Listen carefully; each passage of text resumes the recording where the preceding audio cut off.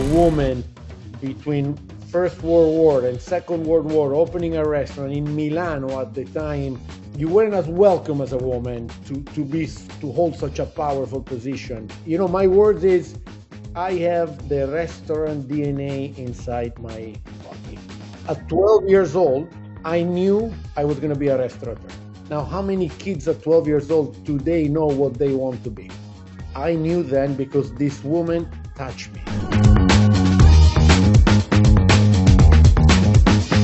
I'm Alex Mendez, and if you're part of a family business, this story will truly resonate with you. Imagine a family that has turned the art of hospitality into a global legacy. A true story that began in 1926, almost a century ago, when a woman called Beatrice Ruggeri opened a trattoria in Milan, serving not only food, but warmth, belonging, and love.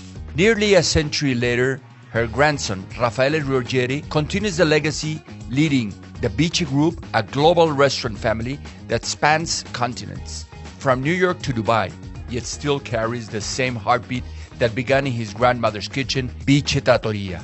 In our conversation with Raffaele, I explore what it really means to carry a family legacy, how to protect your heritage without being trapped by it, how to expand globally while staying true to your roots, and how to transform family values into a culture that inspires thousands of employees and customers around the world.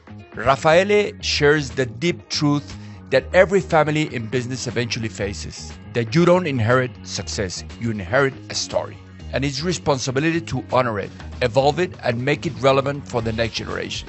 This episode is not just about restaurants, it's about purpose, belonging, and leadership that transcends the business itself. Join me as we step inside of the world's most enduring family legacies and discover what it truly means to reinvent tradition without losing your soul. So welcome to this new episode of the podcast, Business in Families, Raffaele. Grazie mille. I am honored to be here. Well, thank you. Raffaele, BICE is more than a restaurant. It's an institution that carries Italian hospitality around the world. How would you describe the essence of BICE legacy that began with your grandmother Beatrice, BICE Ruggeri, in Milano in 1926, almost 100 years ago? I am 53 years old today, and I am the CEO of this group, which obviously was the torch that was passed down to me by my father. And that started, as you said, 1926 in Milano, in a very different world that we know today. The first thing I want to say what I want to say about this family is that in 1926, a woman, my grandmother, with her husband, which was not, unfortunate, he died early in his life, next to her, but it was her that opened the business and ran it and did everything. So already there, a woman between First World War and Second World War opening a restaurant in Milano at the time, still today, but Milano is the driving force of Italy. So this matriarch that in a world where then you weren't as welcome as a woman to hold such a powerful position, and began a legacy that my words is, I have the restaurant DNA inside my body. And the reason is I was between 9 and 12 years old, 10 and 12. Then I went to boarding school in Switzerland. But those years, on Sundays, I would go to work with my father. And I would come there I'd go to work. I would go with my father, with him, to the restaurant, and I would spend the morning in the office. At the time, we were printing the menus daily, and it was those taka typewriters that our kids have no idea what they are. So I would play creating, menus, whatever I was scrambling on, and then I would be next to my grandmother for lunch, and my grandmother took me under and showed me the beauty of this business. At 12 years, I have 5 children. At 12 years old, I knew I was going to be a restaurateur Now, how many kids at 12 years old today know what they want to be? I knew then because this woman touched me. Witnessing her moving around, the excitement of a restaurant already in the early 80s for me then, because I was a little boy, but in Milano thriving, it's been incredible. And I want to recognize today what this woman has achieved for my father, for myself, and as we're going to get into, for my kids and the generation hopefully to come. So incredible, incredible. So thank you, Raffaele. But when you think about your family history, what are those values or traditions from your grandmother that you're still alive in the BICE operations today? I come from a family of hard working. My grandmother was more of a working grandmother than a grandchildren grandmother, so to speak. Of course, we spent time with her, but the restaurant was her life. And in my business, the restaurant business, when you do it at my level, at the level of the ownership, you are involved in most of the time because there is investors. But again, in my family, we are very involved in every aspect of it. So values that I have picked up from my grandmother and my father is hard work. Most important, take care of your guests because when you come to my restaurant, you're coming into my home. And for all of us that welcome guests in our home, when somebody comes into your home, I know that I at least go beyond to make sure that they feel comfortable in every way possible. And those are traits that I witnessed from my grandmother. She was a woman that would go to tables to important people and say, Mr. X, Mrs. Wife, you're going to eat this today and you're going to eat that because I just got this. And they would say, yes, Biche, whatever you say, Biche. So, really, an ownership of what we value, what we serve, what we represent. Because again, I'm very proud today of who I am, but most important, what we are doing with the restaurants, the current restaurants, and the life we've had. I am extremely proud, and those are values that I picked up from my grandmother and my father. And let me share with the audience that I had the opportunity in the late '80s when I discovered BICE in New York. I was like any other guest in the restaurant. Never knew. I didn't knew your father, Roberto, but he was the one welcome every guest at that point because he just opened in New York City, and he made me feel at home every time I went, and I went for many many years. And I shared with you before we began this interview that I had the opportunity many years later to receive from your father this marvelous gift, which is the something that Gianni Versace designed for BICE many years ago, and it used to be in every restaurant. And I have mine, that it's in my office for the last almost 30 years alone. So let me tell, the values of your family are carried on in every table, in every service, in everything. But thinking about your grandmother as a pioneer in the beginning of last century, hospitality at that time, very few women were restaurateurs. What do you think were the biggest challenges that your grandmother was facing at that time, and then your father and your uncle that passed away later faced in that time? Uh, because of this 100-year anniversary that is coming upon my family, this year I have been working on. Um, I'm, I'm writing. I am co-writing this memoir. No, I don't know memoir. This book that it's actually.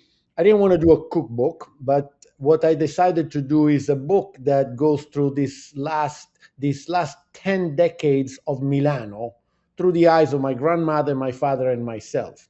Obviously, Mhm. starting with my grandmother. So, with that said, there was a lot of research and interviews I did with my father, their uncle, just to gather information. And so, if you think about it, so World War One finish, and my grandmother opened the restaurant in 26. Milano was at the explosion of what Italy, after post-war one and all these crazy things and beginning to expand. And then, first years, you learn, and here is a woman. Her husband was next to her. He was more of the artist playing guitar. And at the time, from the information I gather, you would come to a restaurant, they have 3, 4, 5 dishes they serve that day. It's not like today you get a menu and then you cook some meals and you go there, whatever was available, you would eat. So then Second World War come, and we all know Second World War was a pretty powerful event in the world, and Italy, especially the northern part of Italy, became occupied by the Nazi because of the Austria was, really Milano was under the Austrian Empire. So with that said, there was all those challenges, and it was a tough times. BICE Milano opened for couple of maybe like a decade, 26 to 38, 39 was in a location. And then when World War One started, my grandmother, the restaurant was bombed, the building, so they had to move overnight to a different location, which is the actual location today was there. I know stories of not being meat. For example, during World War II, you could not sell any meat because the meat should have only gone to the army. And of course, my grandmother, already a decade and knowing all the nobles, the wealthy people, she was like, no. So the story was that she was selling the veal breaded on top of the risotto, so that if anybody would walk around, they didn't see you eating meat. So I can tell you, my grandmother was very creative. She was a woman that really dedicated her life to this restaurant. It shows today, a century later, the hard work and the dedication. And then, on the other side, there is another amazing story of my grandmother. My grandmother was the first of 10 children. Okay. At the time, my grandmother's mother, she was having children, and she was going to France to lactate. That's what women used to do at the time. So when my grandmother was old enough, before she even moved to Milano, she became the caretaker of her siblings. Wow. Pretty powerful. Years later, when she decided to go to Milano, open this restaurant after Second World War, she started bringing one by one her siblings, bring her to the restaurant, taught them the restaurant business, and helped them open a restaurant around Milano. She did that with 9 siblings. All of them became restaurateurs. One by one, she brought them up, taught them the trade, and helped them open restaurants around Milano.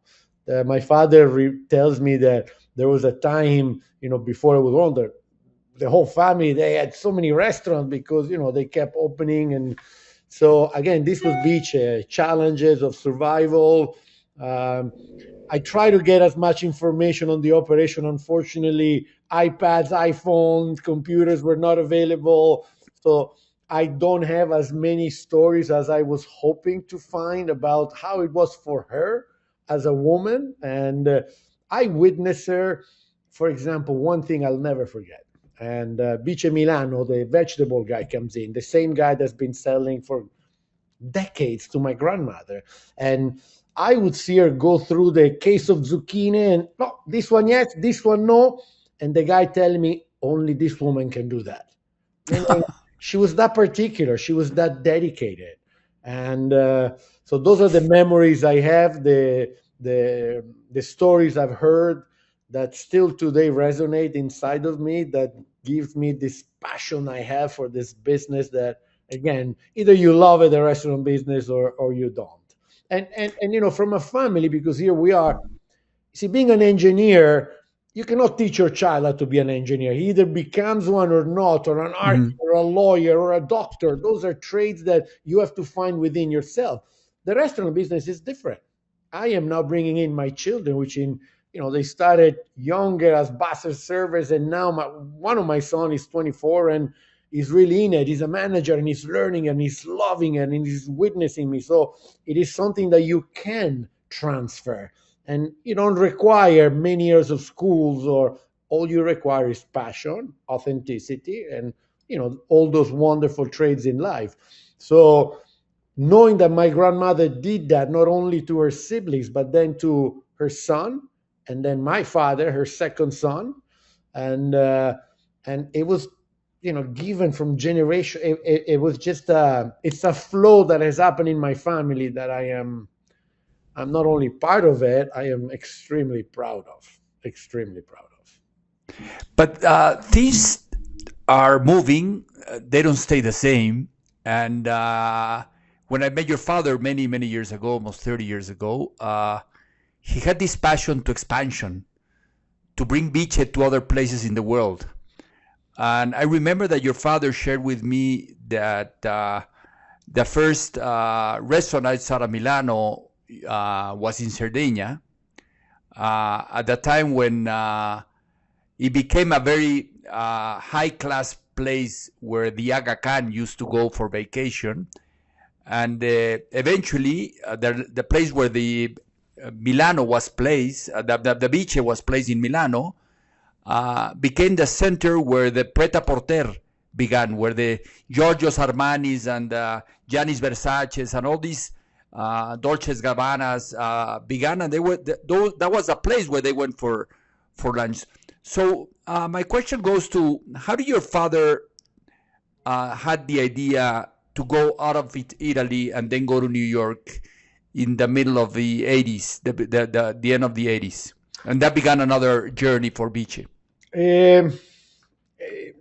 I feel for, like I said, I'm in my mid 50s, and if you take it from my father now in his mid 80s, those of us that can look back at history, the 60s, the 70s, the 80s, and the 90s, life exploded.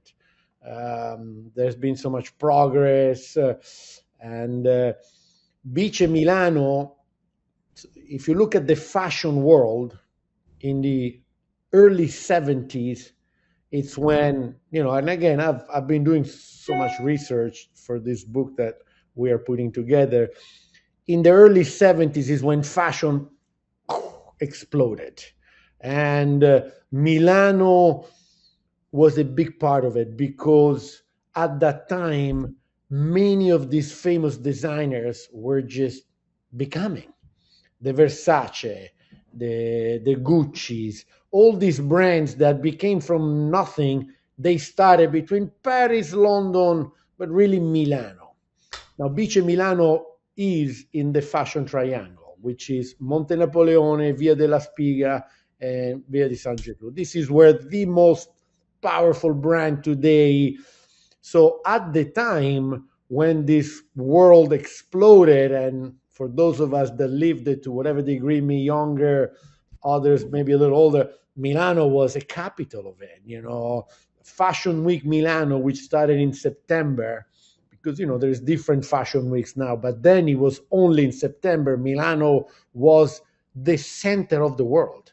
I mean, anybody that had money from America to any of the countries that today may be more important than less important were coming to Milano for this event.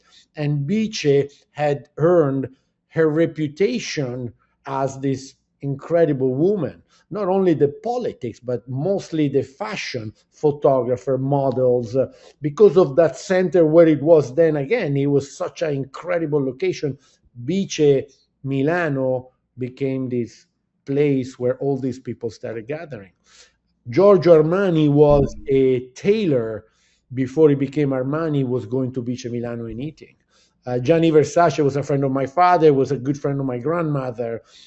I have heard stories of other people that maybe didn't get as famous, but they were the backbone of this amazing industry that would always go to BICE. And many people, some of which I talked to, will say that this woman had so much charisma. You would come, in Italy, we have, I think it's in Spanish as well, we speak with the he. There is this level of speaking that you don't say you, but you call, when you're speaking to somebody you don't know, you use this third way. It's like a polite way. My grandmother wouldn't do that. She would just come straight to you, and it's like you'd come into her home and even these powerful men would be holding their, yes, Biche, we're here, we trust you, tell us. So this is the legacy that I am receiving from this incredible human being that dedicated her life to hospitality. And hospitality is beyond just making food. Hospitality is from the first mile when you walk inside my house to what I feed you, serve you, and from the moment you walk out. And that is what I learned from her. And she was very, um, I think that, with the explosion of this fashion and all these people starting to come in, my father, the dream, America. I remember my father, we went to America when we were young, and I remember going to Orlando and coming back. And in Italy, America, I mean, I think for the world, but I can speak for myself, America was America, the land of opportunity. So I can see how my father got really interested. And the reason we decided to go to America was because at the time, the owner of Barney's, Mr. Jim Pressman, which was and I'm talking, 70s, mid 80s, most powerful. Barney's New York was Mhm. at the time before all these bigger Saks, and it was a very powerful man. And he was coming to our house. He knew my father. He's the one that convinced my father to go to New York. And again, New York, for those of us that lived the 80s and the 90s in Manhattan, best city in the world. I don't think that of it anymore today. Myself, many people will, still love it. But then the 80s, Manhattan was the center of the world, the stock exchange, all the big, anything that was worthy of would come to New York. And because of that, my father had this vision, and, I little bit right time. I don't believe in luck. I believe in destiny. I think we are all driven by some higher forces, and that was my father's destiny, my family's destiny, because it was a journey. There was a little story, but that's how we come to this great country, America, the land of opportunity. And my father, the moment it arrived, if you can imagine that Bice Milano at the time maybe was doing a million, 100 in yearly sales, which for Italy was already, Beach in New York the first year did $12 million. Wow. I mean, like they couldn't even understand it. That's when we went to New York. In Milano, we were still everything writing by hand. We went to New York, and it was computers ringing in, and I mean, a totally different experience. And from there, my father got a taste. Everybody started calling him Tokyo, Paris, Mexico, Buenos Aires, and it's to feel that special. It's something unique, and I can tell you, I would have done a little slower, but you take the opportunity at the time, and he ran with it. He ran with it, and here we are today. But maybe you would agree with me, Raffaele, that journey, which seems incredible, and it was like a roller coaster, and a very rapid growth going from the United States in New York and then opening years later in Miami, in Los Angeles, in Vegas, and then going to Tokyo, Dubai. So things, the structures, they don't support this growth. So what has been those challenges of the growth that you have to tackle in order to sustain Biche on the time? Okay, I wanna number one. I love my father. I I would not be here without him today. His guidance, his wisdom. So we are different, and in order, you said that those growth are not sustainable. Well, I don't agree with that. In the restaurant business, to sustain such growth, you need people, and you need good people. And good people is not easy to find, that's for sure. But there is a level of good people, and there's also a level of organization which I think could have been handled differently. I am very organized. I am very number oriented. My father was more of an artist, and did surround himself with people that, unfortunately, They could have done better, guided him better, but things didn't work out. We opened quite a few restaurants and kind of, well, the company opened a lot of restaurants and kind of, I don't want to say abandoned them, but a restaurant business is not just a brand. You need personality. You need someone that cares. You need someone that handles the mistakes, because we make mistakes. And how you handle a mistake, it's not that we're always perfect. And especially when you deal with the number of customers we do, we're not a small 20, 30 seats restaurant. We are a 150, 200 seats machines. And you can do today in my restaurant in Palm Beach with 220, 210 seats. I do 800 covers a night in the season, plus 300, 400 for lunch. Those are massive business to run. And I believe that while my father was focused on signing and creating new location, the team he had chosen unfortunately did not serve him well. So that, if I look back, obviously I was not as involved. I was a lot younger. I started, I started washing dishes. I started as a pizza. I started as a busser. I worked 3 years in the kitchens of New York, almost 3 years. I was an opening manager, closing manager, maitre d', general manager, director of operation. I did it all. I can tell you, in my company, I am the best dishwasher and I am the best balance sheet keeper. Like, I'm the best number guy in my company. I speak for all that surrounds me. There's wonderful people out there, but that's because I did it all. I come from the ground up. Uh, my father found himself, from my perspective, in such a fast, twirling moment, and you grab it. Those are moments you grab by the horn and you ride it. And like I said, I feel the people he trusted didn't serve him as much as you know I would have liked to see right now. But and that's the restaurant business. Unfortunately, I run 11 restaurants today, and I am as good as every individual in each location. The dishwasher is incredibly important. The manager is important. The waiters, every cook, and making sure that these people are happy when they come to work. In New York, we had the restaurant in New York was such an hostile environment. Uh, there was so much money. My father gave it to this one general manager, friend of his. Unfortunately, mistreated everybody. We got the union inside. I dealt for 21 years with a union in New York, which didn't allow me to really run the restaurant that way I was. So, looking back, I feel, great teams. Starts from the top, from the owner to every step down, and taking care of your people. My restaurant in Palm Beach today is 140 employees. That's one restaurant. Most of my restaurants are between 50 and 80. Some of the smaller ones, 20, 30. But that's a lot of people to manage.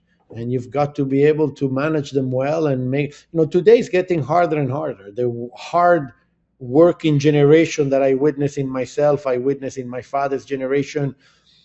With our children today is a different life. It's for those of us that have had kids in their 20s and are witnessing them and discovering themselves, it's a very different generation. It is a very different generation. And talking about that, what are some of the tensions or moments of transition that your family have faced? Listen, in my life, I can tell you the biggest challenge I faced was the crash of 2008. My father decided to go in 2005 into real estate and put all his eggs in one basket and in America. And then 2008 hit us, and we found ourselves in a very difficult moment. Of course, nobody could have predicted. Some did predict it, but if we all had a crystal ball, it would be too easy, right? So that, if I look back at the last 40 years of my life, because the first 10 you're a baby, and from 10 on you do have some recollection of your life or your lifestyle, that was the toughest moment we've had.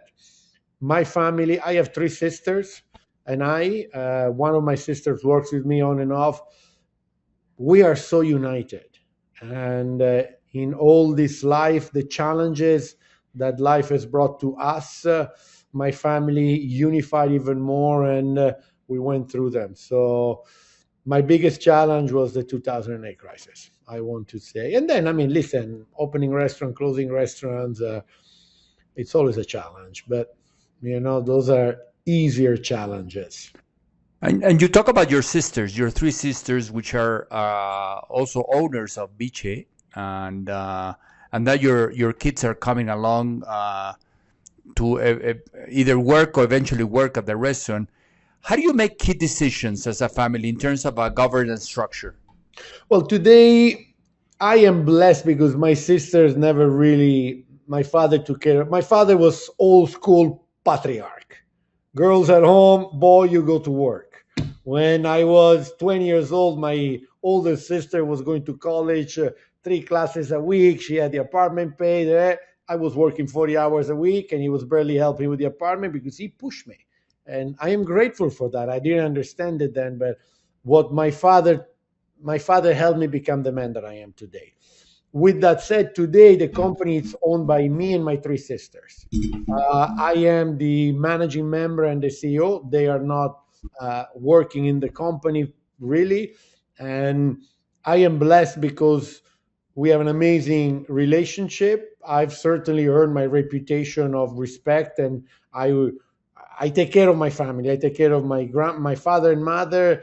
The company takes care of everybody. So I have certainly demonstrated to be an incredibly an ethical person, because I can see and I hear stories in families where there's little games and they take from here and then the jealousy and I want more. I don't have that. So for me, and once a month, my sister and I, we talk. Well, we talk a lot, but once a month I call them, and especially after my father gave, we bought the company from my father and I am now running it. I bring them in and I say, guys, we're doing this, we're doing that. Come and see the new restaurant. I am fully supported. We love each other so much. So again, in my situation, I am blessed because I have carte blanche. I do whatever I want. I do have, four of us. There's 10 children in the family, and they're all between 17 to 27. One, two. So I have two kids that work with me. One seriously, one is young, 18, so comes, makes money, still in high school. I have my nephew who works a lot with us, but he's also a photographer. And then I have another nephew who's really working Eugene in the kitchen, and he's like my son, really getting inside the company business. How they're going to handle it in the future, we'll see. These are values I think we teach as a family. They look how we communicate. As a father, I have learned this. A 2-year-old hears and sees everything you do. A 12-year-old the same. A 20-year-old the same. So my actions, my communication, what I do is very important. And when you get to kids that are 20, you can no longer teach them. You can only show them. So your actions become really, from my perspective, how you guide your children. So you know that families grow faster than business, and the rules that used to apply in the past, they have to change and apply new rules in those sense. And now that you have a lot of nephews and your own kids, have you ever thought about putting together some kind of a family constitution to put some rules on the table for engagement in the future? And also, have you thought about, in terms of expansion and growing the business more, having a more structured governance body like an advisory board or a board of directors that can help you make better decisions? I am at a stage in my life where this is my time to shine. I recognize that. I am extremely honored to be the face of this company that's going 100 years old for my family. So at this stage, this is my governance. My children are young. I welcome them. And we live a very conscious life, my sister and I, a conscious life which is driven by transparency, integrity, truthfulness, values that not everybody upholds all the time, because So with that said, as I am now growing a little bit slower, I am not interested in the expansion and the vision my father has had. I want to be more centralized, and I want to be more organized. If I am to go, there are a couple of opportunities to go again outside the US, and I am carefully looking into those. With that said, I am surrounded by incredible people in Palm Beach that have already mentioned that to me. And I find myself that right now, my lifestyle is really healthy. I don't need this. I do want to grow, but I am growing at my pace. I just opened a new restaurant in Palm Beach 6 months ago, and I am there a lot. It's taken me through a great journey. And so, for the moment being, there is no need in my situation at this moment.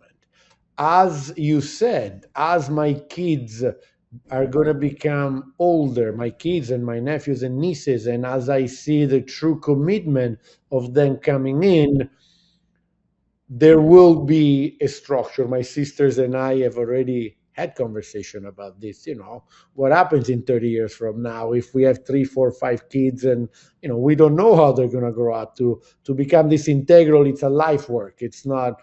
So yes, we will set them up in place. In my situation at this moment, it is just myself. I don't have anybody else that I have to ask anything to in relating to my personal structure, and I have the total support of my sisters that are uh, really totally behind me. And again, I do want to say qualities I hold: integrity, transparency, accountability, and when you're working under these frequencies and these traits, already you have a safe space around you. And those that work with me and for me, I'm very clear with them. Sometimes I always find a bad apple. I just had to let go of a few people that didn't resonate with those core values. And, we tried a few months, and then I realized you are not, resonating with these values with me, that I am the owner, and therefore we need to part and move on.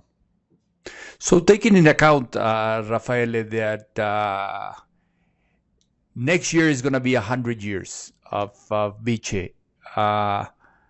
What do you think, or what do you see BICE in the next 30 to 40 more years in that sense? Where would be those lessons learned by yourself and your father that you would like to share with the audience, for those families that are thinking, wow, 100 years, I would like to be like them, united and making all these great decisions, and as a family being so united? Listen, the word is family. The world is family at home. The word is talking to your family, not only when they're young. And um, again, parenting is the most amazing journey in life for those of us that have had the pleasure. And again, it's not always easy. And I'm very blessed today. I'm blessed. I've got 5 incredible children in this crazy world out there. For those teenagers today, it's harder than it was for us, from my perspective. With that said, family is the structure of everything. And as I said just a little bit while ago, if you have the respect of your children, because children go through many, sometimes they respect you, sometimes they have to go through those moments where they push you away, but they watch you, they watch everything you do. And if you have the blessings, like myself, to be able to bring your children to work when they were younger, just as it happened to me, and witness you, and I love what I do. I love what I do. I love the restaurant business. I love touching people. I love when people leave my restaurant and they say, "Wow, that was amazing." If you leave and you say, "Oh yeah, that was good," I struggle inside. I want more than good. I want amazing. And when you have that level of passion and you share it with your children, already there, you're opening up the door and planting a seed that might or might not grow inside of them. Of course, it requires feeding that seed and bringing them in, and hopefully you are lucky to have people inside the family that are going to continue. In my case, we are starting as a family food branding. It's a project I've been trying to do for a while. I am working on some sauces and soups that might come soon. I'm in the process of tasting that and trying it, and I partner with a wonderful person that does this and believes in us and in this 100 years old. And of course, the market is so much bigger today when you go to supermarket and things like that. So that is a wise decision.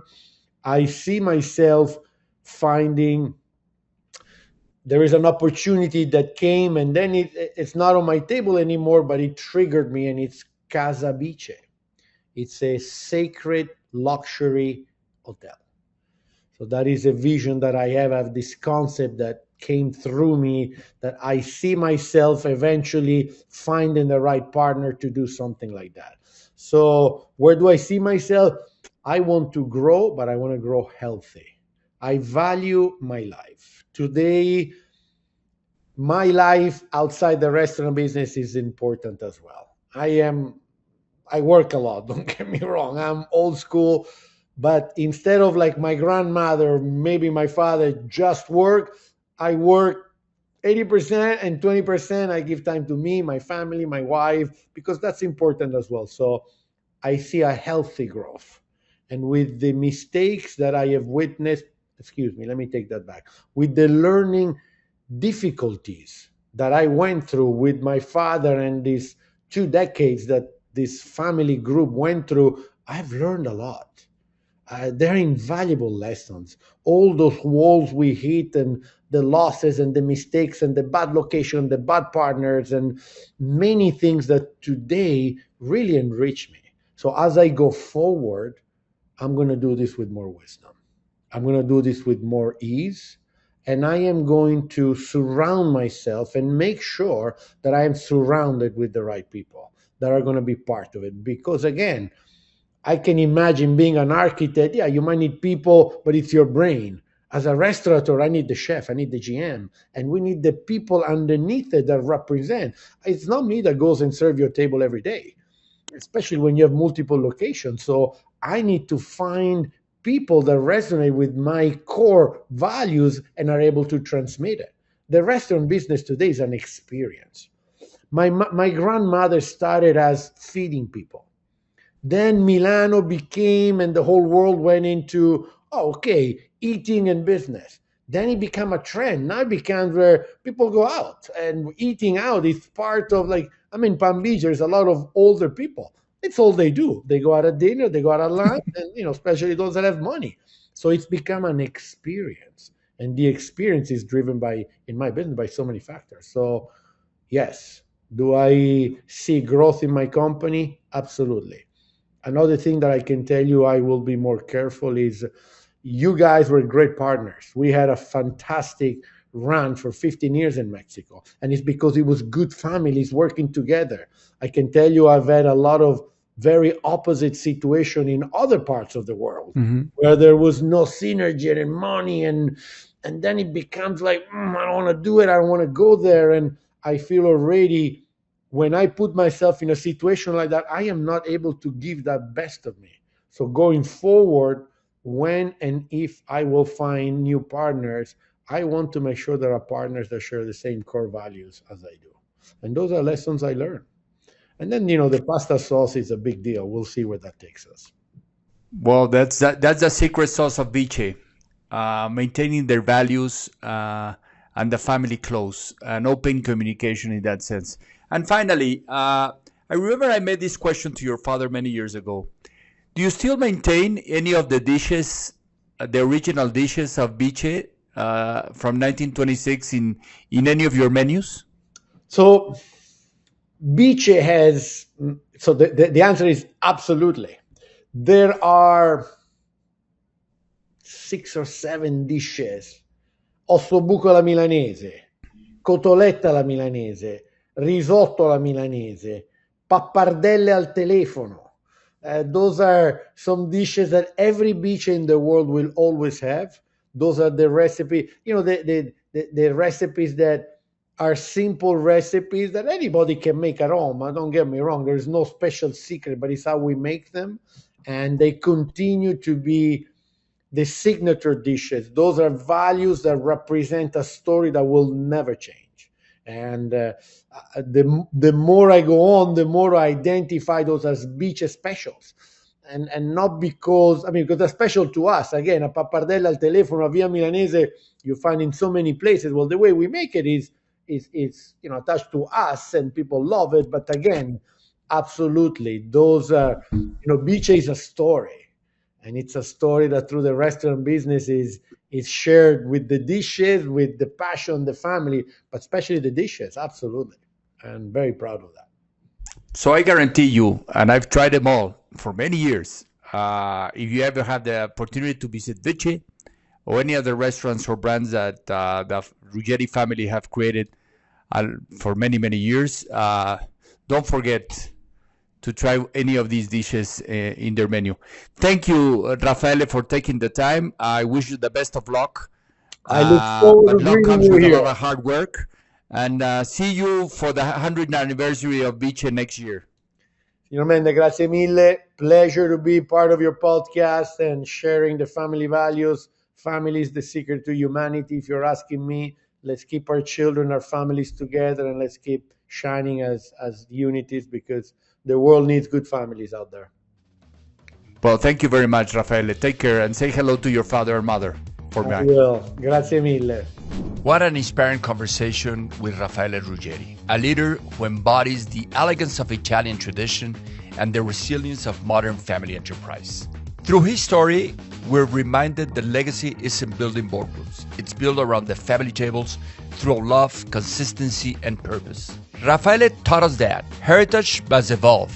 What began as one restaurant in Milan became a global family brand because each generation dared to reinterpret tradition. Values are the invisible architecture of success. When a family lives its values authentically, they become the greatest competitive advantage. Leadership in family businesses is a relay, not a throne. The true measure of success is how well you prepare the next runner into how long you hold the baton. And finally, that hospitality begins with the family and radiates to the world. His words still echo in my mind.